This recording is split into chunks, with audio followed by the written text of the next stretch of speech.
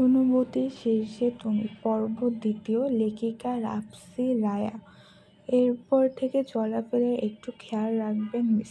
পদ্ম চোখ তুলে তাকায় সাহিত্যর দিকে।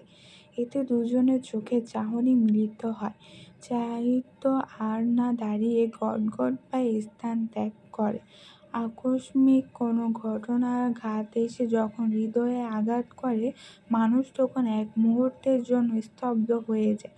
পদ্মও স্থবিত হয়ে নির্বিকার ভঙ্গিতে দাঁড়িয়ে আছে।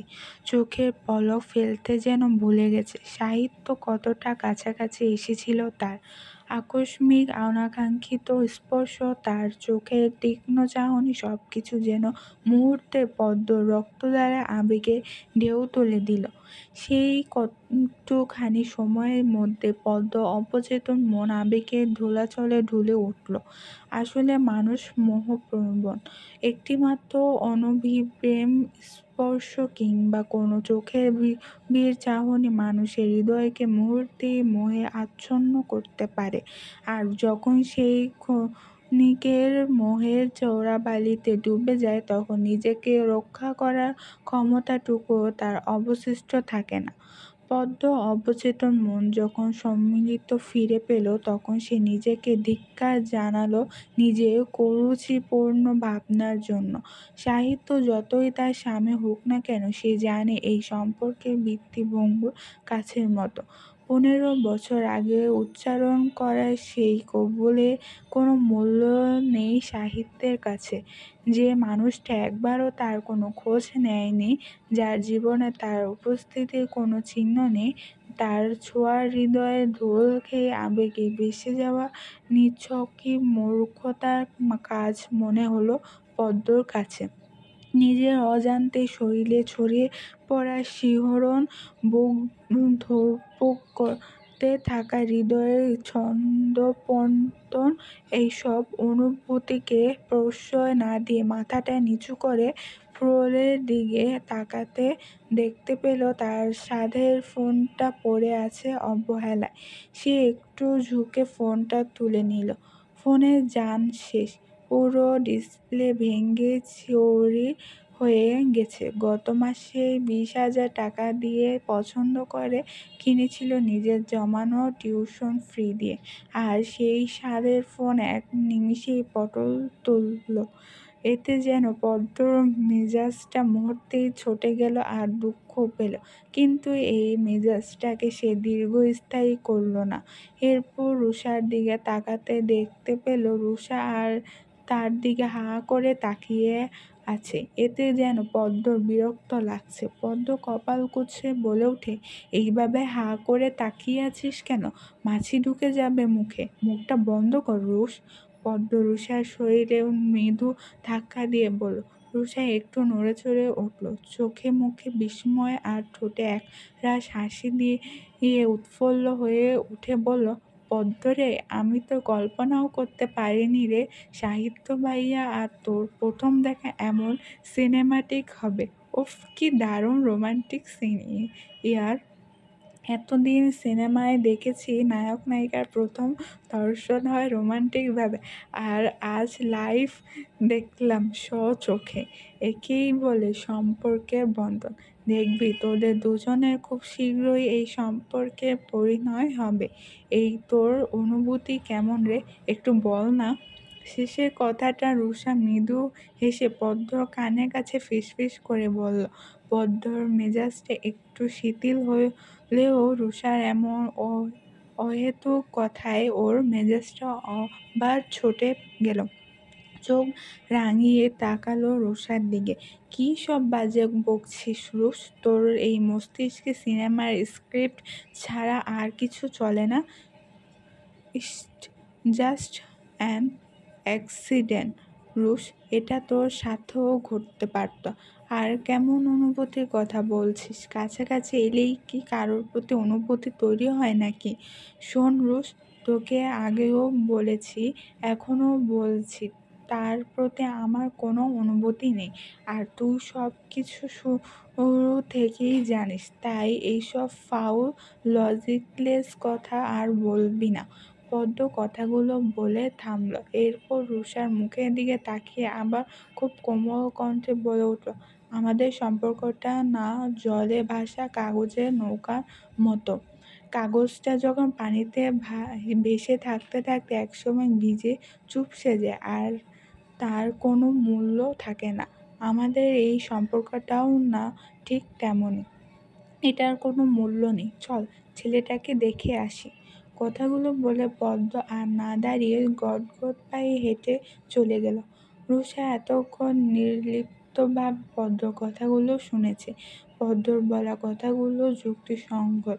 ও তো সাময়িক একটা ঘটনার জন্য আবেগপ্রবণ হয়ে কল্পনার জগতে চলে গিয়েছিল, কিন্তু বাস্তবতা বড় কঠিন আর সম্পর্কটাও খুব জটিল। যেখানে সাহিত্য ভাইয়া পদ্মকে চেনেও না পর্যন্ত, যাকে যা হবার ভবিষ্যতে হবে। ভাগ্যে থাকলে সম্পর্কটা একটা পরিণতি আসবে। রুষাও এত আর না ভেবে পদ্মর পিছু পিছু যেতে থাকলো।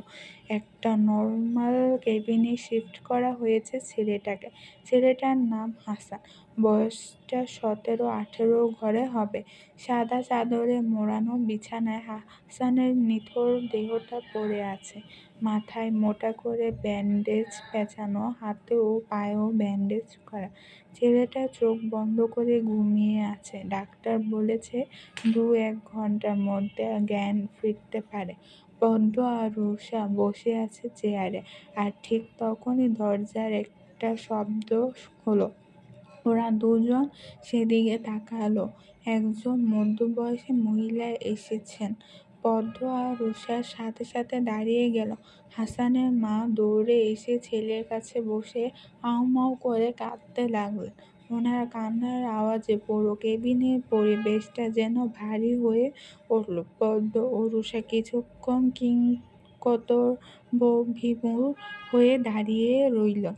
তারপর পদ্ম ধীরে ধীরে এগিয়ে গিয়ে নিচু স্বরে বলে উঠল, আন্টি, আপনি একটু শান্ত হন। এভাবে কান্না করবেন না।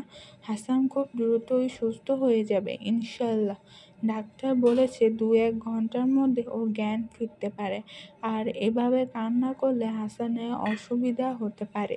হাসানের মা পদ্মর কথা শুনে চুপ হয়ে গেলেন, কিন্তু তার ভেতরটা অস্থির হয়ে আছে। কান্নাগুলো গলায় চেপে রেখে পদ্ম আর রুষার মুখের দিকে তাকালেন তিনি। আমি তো পারতেছি না মা, আমার বুকটা ফেটে যাচ্ছে। আমার হাসানকে এ অবস্থায় দেখব কখনো কল্পনাও করিনি। আমি বুঝতে পারছি আপনার অবস্থা। মা হয়ে সন্তানের এমন দৃশ্য দেখাটা বড়ই দুঃখজনক, কিন্তু এখন আপনাকে কান্না করতে দেখলে হাসানের মন অস্থির হয়ে উঠবে, যা ওর শরীরের জন্য ক্ষতিকর। তাই আপনি নিজেকে শক্ত করুন আর হাসানের মনে সাহস জোগান। হাসানের মা এবার তার শাড়ির আঁচলে চোখ মুছে উঠে দাঁড়ালেন। পদ্ম আর রুষার দিকে তাকিয়ে কন্দরত অবস্থায় ওদের জিজ্ঞেস করলেন, তোমরা কে মা? আমি পদ্ম আর ও রুষা। আমরা হাসানকে এখানে অ্যাডমিট করেছি। তোমরাই তাহলে আমার ছেলেটাকে এখানে নিয়ে এসেছো। কি যে বলে তোমাদের ধন্যবাদ দেব। আমার তো ধন্যবাদ দেওয়ার ভাষাই নেই। আজকাল কেউ কারো বিপদে এগিয়ে আসে না। তোমরা না থাকলে আজ আমার মানিকচাঁদ আমার। তিনি আর বলতে পারলেন না। হু হু করে কান্না করে দিলেন। রুষা এগিয়ে এসে তার বাহু জড়িয়ে ধরল। এরপর নম্র কণ্ঠে বলল, ঠিক হয়ে যাবে হাসান, এভাবে বলবেন না। মানুষের বিপদে যদি না এগিয়ে আসি, তাহলে আমাদের মনুষ্যত্ব কোথায় থাকবে বলুন তো? পদ্ম এগিয়ে এসে ওনার সামনে দাঁড়ালো। এরপর খুব ধীর গলায় বলে উঠল, চোখের সামনে কেউ রক্তাক্ত অবস্থায় পড়ে ছটফট করছে, তার প্রাণ পাখিটা ঢলে পড়ছে মৃত্যুর কোলে, আর আমরা চুপ করে দাঁড়িয়ে থেকে তামাশা দেখব, এমন হৃদয়হীন আমরা নই। আমরা শিক্ষা পেয়েছি কিভাবে মানুষ হয়ে মানুষের পাশে দাঁড়াতে হয়। বিপদের সময় যে এগিয়ে আসে সেই সত্যিকারের মানুষ। আর যারা শুধু নির্বাক হয়ে দাঁড়িয়ে থাকে তারা কেবল জীবিত দেহ মাত্র, তাদের ভেতর মনুষ্যত্ব বলে কিছু নেই। মানুষ হয়ে যদি মানুষের বিপদে পাশে না দাঁড়াই, তাদের কষ্ট অনুভব না করি, তাহলে সেই বেঁচে থাকার নাম মাত্র। আন্টি, আপনি টেনশন করবেন না, হাসান ঠিক হয়ে যাবে। ভদ্র মহিলাটি রুষা আর পদ্ম কথাগুলো খুব মনোযোগ দিয়ে শুনলেন। মেয়ে মেয়ে দুটির মুখের দিকে তাকিয়ে থাকলেন কিছুক্ষণ। মেয়ে দুটি তার থেকে কত ছোট, অথচ তাদের কথাই ছিল ধীরতা, স্পষ্টতা আর অদ্ভুত প্রজ্ঞার দীপ্তি, যা বয়সের তুলনায় অনেক ভারী। উনি পদ্ম আর রুষার জন্য মনে মনে আল্লাহর কাছে দোয়া করলেন, আল্লাহ তোমাদের মঙ্গল করুক, আমিন। বিকেলের ঝলমলে আলোয় চারিদিক যেন সোনালি আলোর আবরণে আবৃত হয়ে আছে। রোড সাইডের পাশে দাঁড়িয়ে আছে পদ্ম। হাসানের জ্ঞান ফিরেছে কিছুক্ষণ আগে, এতে যেন তারা স্বস্তি পেয়েছে। এরপর সে আর রুষা বেরিয়ে পড়ে হসপিটাল থেকে। অবশ্য আসার আগে হাসানকে কিছু ঔষধ আর খাবার কিনে দিয়ে এসেছে। রুষা একটা গাড়িতে উঠে চলে গেছে কিছুক্ষণ আগে, আর যাওয়ার আগে পদ্মকে বারবার করে বলে গেছে যে সে যেন বাড়ি পৌঁছে তাকে ফোন দেয়। পদ্ম মাথা নেড়ে সম্মতি দিয়েছে তৎক্ষণাৎ। হুট করে আকাশটা কালো মেঘে ছেয়ে গেল। বিকেলের ঝলমলে সোনালি আলো মুছে গেছে, অন্ধকার কণিকা এলো, আর সাথে ঝটপট করে আকাশ থেকে বৃষ্টির ফোঁটা ধরণীর বুকে আছড়ে পড়ল। পদ্ম বিস্মিত, সাথে হতবাক। নিমিষেই সে গগন কাঁপিয়ে ঝর্ণাধারার মতো ঝড়ো বৃষ্টি নামতে সে ভাবতেও পারেনি। পদ্ম দৌড়ে একটা ছাউনির নিচে চলে গেল, কিন্তু ততক্ষণে তার শরীর ভিজে গেছে পুরোপুরি। আশেপাশে জনমানব নেই এই মুহূর্তে। মনটা কেমন ভয়ে সিঁটিয়ে আসছে তার। ঠিক তখনই পাশে থেকে ভেসে এলো কিছু বিক্ষিপ্ত হাসির শব্দ আর কথোপকথন। ফিগারটা জোশ ব্রো। পুরোই আগুন সুন্দরী। বৃষ্টির পানিতে গোলাপ ফুলের কলি ফুটেছে রে ভাই। মালটা পুরাই হট। দেখ কেমন করে কাঁপছে ঠান্ডায়, চল একটু উষ্ণতা দিয়ে আসি। পদ্মর বুকের ভেতর ধক করে কেঁপে উঠল, শরীরে লোম গোড়া হয়ে গেল আতঙ্কে। চোখ কপালে তুলে পাশে তাকালো। একটু দূরে দাঁড়িয়ে থাকা ৫-৬ জন মানুষরূপী জন্তু দাঁড়িয়ে আছে। তাদের চোখ জ্বলছে হিংস্র শিকারীর মতো। তারা ধীরে ধীরে তার দিকে এগিয়ে আসছে। পদ্ম শরীরের ওড়নাটা আরো ভালো করে পেঁচিয়ে নিল। এই এই যে গোলাপ ফুলের রানী, তুই হবে আমার মনের রানী। আয় না, তোকে জড়িয়ে একটু ধরি। ওদের মধ্যে একজন কুৎসিত ছেলে বলল, বৃষ্টিতে ভিজে তুমি তো সোনা কেঁপে উঠছো, চলো তোমাকে শরীরে একটু উষ্ণতা ছড়িয়ে দিই। আরেকজন বলে, বিকৃত হেসে উঠল, ভয় পাচ্ছ? ভয় পেও না, আমরা ভালো মানুষ। এভাবে পিছিয়ে যাচ্ছ কেন সোনা ময়না? বলেই ওই নরপশুগুলো এগিয়ে আসতে থাকলো পদ্মর দিকে। এদের এমন কুৎসিত কথায় পদ্ম ঘৃণায় গা গুলিয়ে এলো। ছি, এরা মানুষ? এরা তো পশুর থেকেও অধম। পদ্মর এখন দিশেহারা লাগছে, শরীরটা থেকে থেকে কেঁপে উঠছে। আজ কি ওর সম্ভ্রমহানি হবে ওই নরপশুগুলোর দ্বারা? ভাবতেই শরীরে কাঁটা দিল। কাল নিউজ পেপারে ছাপা হবে, টিভির হেডলাইনে দেখা হবে, ইন্টারনেটে ছড়িয়ে পড়বে। ২১ বছর বয়সী এক যুবতী রাস্তায় নরপশুদের হাতে। না, সে আর ভাবতে পারল না। পায়ের জুতাটা খুলে তাদের মুখে ছুঁড়ে দিয়ে ছাউনি থেকে লাফ দিয়ে দৌড় লাগালো।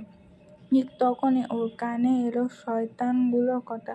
ওই ধর ধর, ওই মালটা পালিয়ে যাচ্ছে বলে ওরা পদ্মর পিছু নিল। পদ্ম দিক বিদিক ভুলে একদিকে ছুটে দৌড় লাগালো। আল্লাহর রহমত করো, ওই নরপশুদের হাতে আমাকে ফেলো না, আমার সম্ভ্রমহানি হতে দিও না, দয়া করে তাদের হাত থেকে আমাকে উদ্ধার করো। পদ্ম মনে মনে ফিসফিস করে বলল। পদ্মর চোখ থেকে টপ টপ করে অশ্রু পড়ছে। সেই অশ্রু মিশে যাচ্ছে বৃষ্টির পানির সাথে। হঠাৎ ইটের সাথে পা বেঁধে পড়ে গেল সে। সাথে সাথে আহ ধ্বনি মুখ থেকে বেরিয়ে এলো। তখন তুমুল বেগে বৃষ্টি পড়ছে। এই বৃষ্টির মধ্যে তাকে সাহায্য করার মতো কোনো জনপ্রাণী অবশিষ্ট নেই। খালি পায়ে থাকার কারণে পদ্ম পায়ে প্রচুর চোট পেয়েছে। পায়ের আঙুলে চেরি উঠে গিয়ে টপ টপ রক্ত পড়ছে এই কংক্রিটের রাস্তায়। ভয়ে তার গলা শুকিয়ে আসছে, শরীরটা ঠান্ডায় কেঁপে উঠছে, কথা বলার শক্তি যেন হারিয়ে ফেলল মুহূর্তে। ঠিক সেই মুহূর্তে এক ব্যক্তি এসে ছট করে কোলে তুলে নিল তাকে। পদ্ম আঁতকে উঠে চোখটা খিচে বন্ধ করে নিল। সব শেষ, ফিসফিস করে বলে উঠল সে। পদ্ম এবার চোখজোড়া ধীরে ধীরে খুলে ব্যক্তিটির দিকে তাকাতে ওর চোখজোড়া যেন স্থির হয়ে গিয়ে মুহূর্তেই থমকে গেল সে। মুখ থেকে ক্ষীণ আওয়াজে বেরিয়ে এলো, সাহিত্য। বৃষ্টির পানি সাহিত্য চুল বেয়ে কপাল গড়িয়ে টপ টপ করে পড়ছে পদ্মর মুখের ওপর। পদ্ম চোখটা ধীরে আবার বন্ধ করে নিল। চোখের কোণে থেকে এক ফোঁটা অশ্রু গড়িয়ে পড়ল তার কোমল কপাল বেয়ে। চলবে, ভুল ত্রুটি হলে ক্ষমা করবেন, আর ভালো লেগে থাকলে লাইক, কমেন্ট, শেয়ার করবেন।